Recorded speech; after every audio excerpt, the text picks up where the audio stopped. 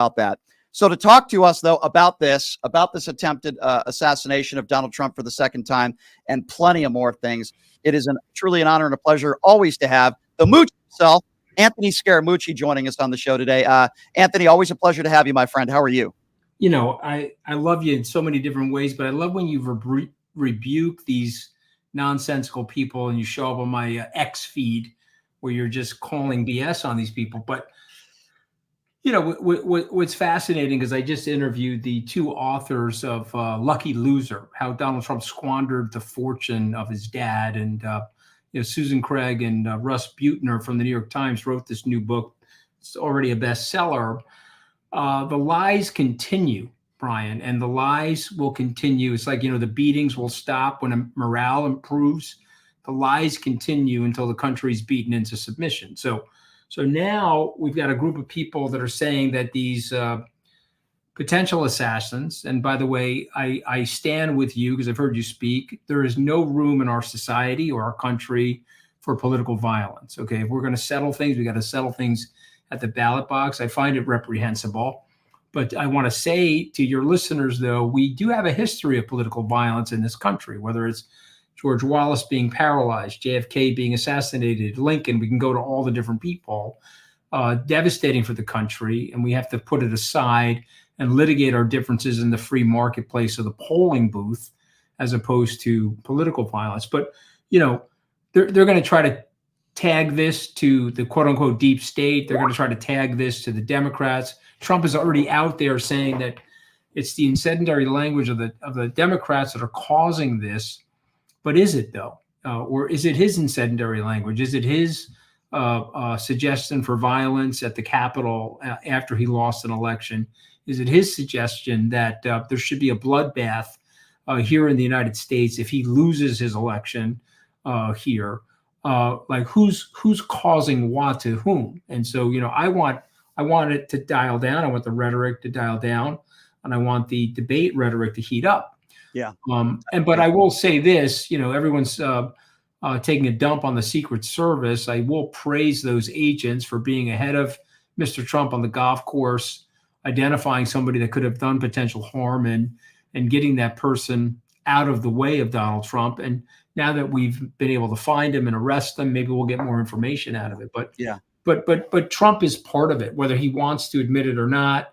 And he's hoping that these assassination attempts will galvanize his base. So the base right now is, he's our chosen one because he's been spared 2 assassination attempts.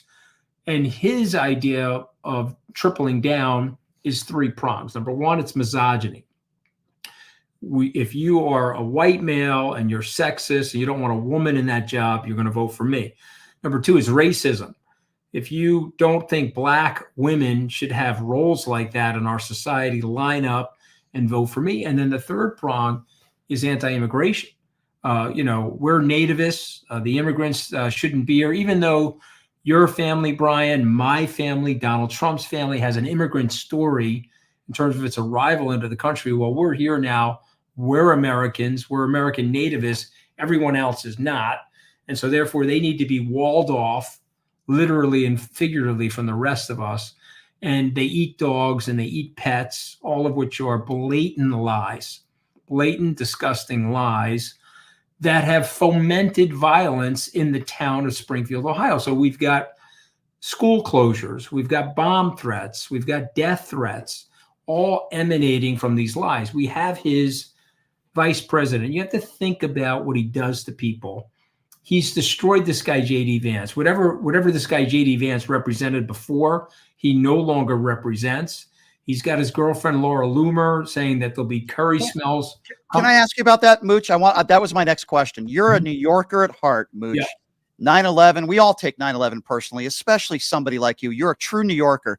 What went through your mind, and what goes through your mind today when you hear, that Trump not only invites Laura Loomer to be around the White House and wherever else he is, but to 9/11 ceremonies, when this is the same woman who said 9/11 was an inside job. Mooch, what goes through your mind, and why would Trump invite her to that? Yeah, but you please listen to this, Brian, and please take this home with you. Okay, he is Laura Loomer.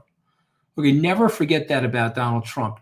he tries to pretend that he's less than Laura Loomer to try to get elected, but he's a conspiracy theorist. He's a 9/11 denier. He's you pick the conspiracy, he's going with it. He's a racist. He enjoys her words about curry smelling coming from the White House and failed call centers in the White House, whatever the racist tropes would be against Indians or Indian Americans. He wants that. He likes that. He always goes in that direction. When he's not doing well, he reaches to the hard right. The NABJ, the National Association of Black Journalists, well, Vice President Harris turned black. She wasn't black. That's a trope from the alt-right. The alt-right, the denial of the 9/11, let's bring her there. The racist tropes. I'm disgusted that Laura Loomer was there, but please recognize that he is Laura Loomer. If you vote for Donald Trump, you're getting Laura Loomer-like ideas, Laura Loomer-like DNA of ideology into the White House. Don't mistake that, because that's exactly who he is at this moment in his life. But just imagine this poor SOB JD Vance. He's got an Indian American wife. She's a very accomplished woman. Mm-hmm. They both are accomplished lawyers. You've got Trump's girlfriend is going after Indian Americans with ethnic slurs. JD Vance says nothing. JD Vance is representing a state called Ohio. Okay, Trump is going after one of the towns in his state. JD Vance is backing him up and says nothing. And then he goes on to admit to Donna Bash that he's making up stories that aren't true. He says that yesterday on the Sunday News. So this guy is now blown up his reputation, and Donald Trump will keep pushing him. And so the next move is further humiliation of JD Vance until he's totally prostrate before Donald Trump for the sake of power. Not that this is very important, and I agree with everything you said, but I do have to ask you. I know you had said that this is Donald Trump's girlfriend and Laura Loomer, but I think there might be some truth to that. Do you feel like they're in a relationship? Do you feel like there's something more going on than just him inviting her somewhere? Not that that's extremely important, but I'm curious. I say it loosely that she's his girlfriend. Their body language insinuates that there's more going on. Mm-hmm. She's apparently bragged to people that there's more going on, but I don't know firsthand.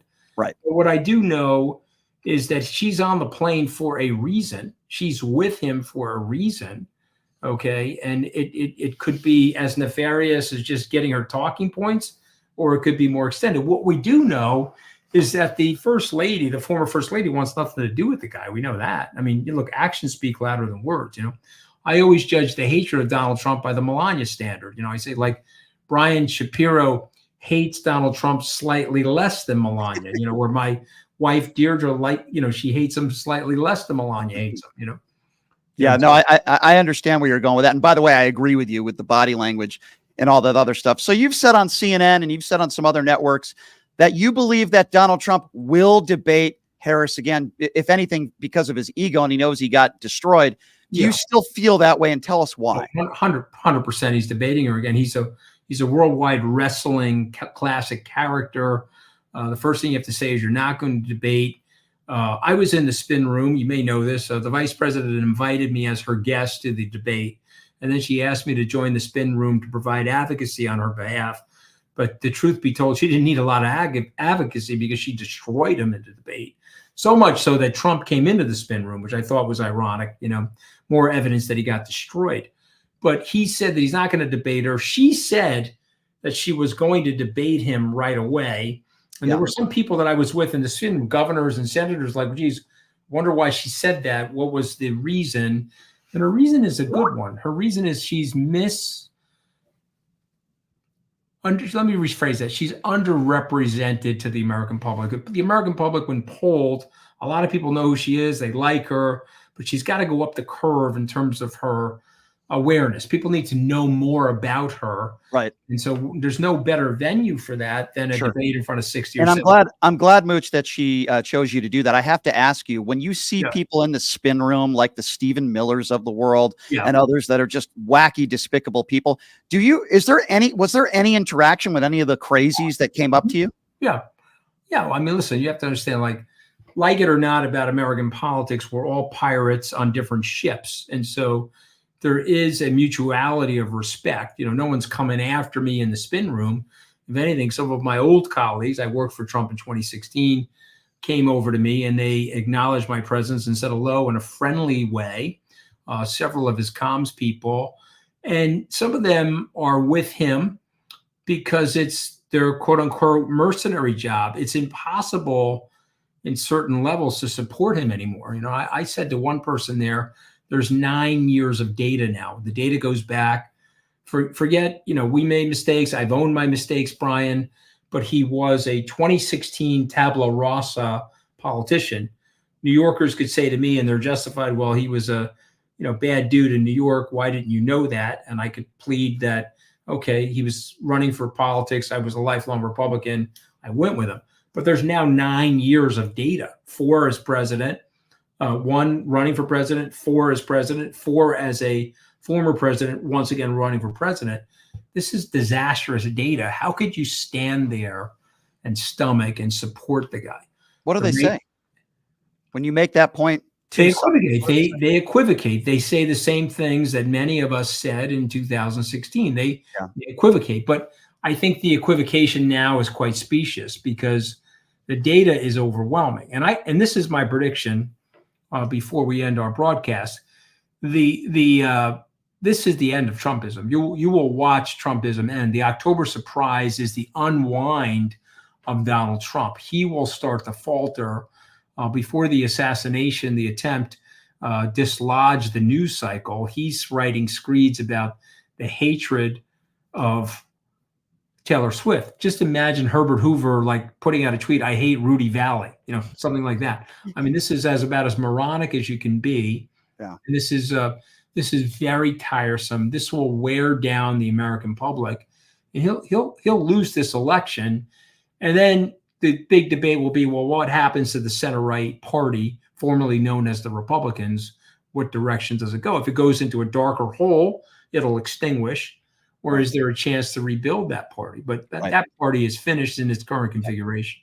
Mooch, before I let you go, last time I had you on, we had a part of the interview that went viral when you had a very select statement that you made about JD Vance, calling him I will repeat it because it's very funny, a homosexual Care Bear that looks like he married Chucky. I'm wondering if you have any new nicknames for JD Vance that went viral, by the way, millions of views. Do you have any new nicknames for JD Vance that you would like to share with us today? Yeah, I only say that because he's so derogatory towards the gay community. Like he's obviously probably repressed somehow. And obviously I didn't mean that as any derogation towards the gay community, which I adore. And I've been a supporter of the Equal Rights Act since 2008. We were the first state to support it. I just want to point that out. But I think he's in trouble. I think that he is in the middle of the Trump cycle. So let me just explain that. Cycle 1, oh my God, Donald Trump is a horrific human being. Okay. And then everyone denounces him. That would include Kellyanne Conway, Mike Pompeo, you pick the person, myself included. Then cycle 2 is, okay, he's going to be my ticket to power. I'm going to say nice things about him. I'm going to, quote unquote, change my opinion of him. Okay. And then you end up in level 3 where you're back to hating him because you've now been totally destroyed and burnt by him. Okay. So those billionaires are in level 2 with JD right now. They're on their way to level 3. Okay. They will all be admitting what a woeful mistake they made getting that close to this guy and how dangerous he is. So I don't have any other great comparisons like that about JD Vance, but man, defend your wife, pal. How about them going after the entire Indian American community? Your kids share that heritage, okay, alongside of your wife, and to have no honor to defend her is a shock to me, but it's also a tell of what JD Vance is really like as a human being.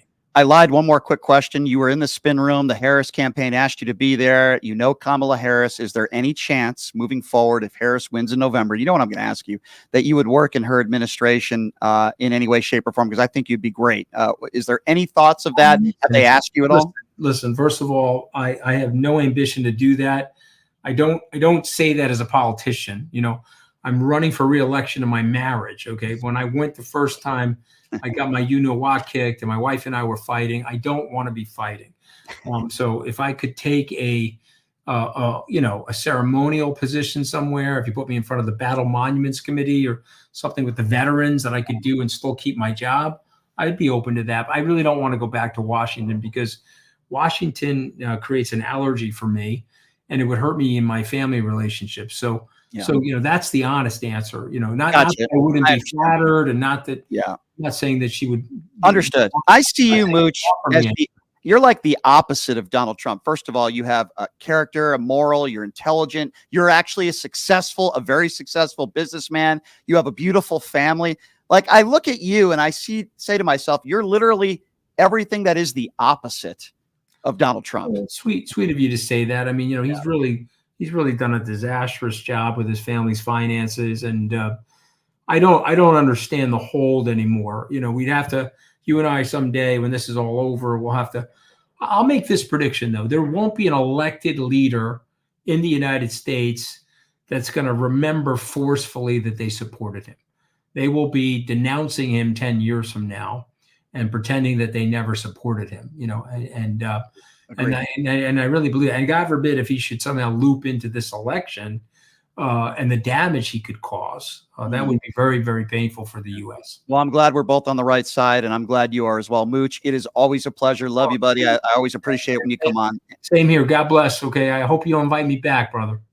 Anytime. You always have a platform here. You're one of my favorite guests. The Mooch, Anthony Scaramucci. Good to see you, my man. Have a good one. Always appreciate the time. Anthony Scaramucci, always one of my favorite guests. Very intelligent, very eloquent in making his, thoughts known. And I love his commentary.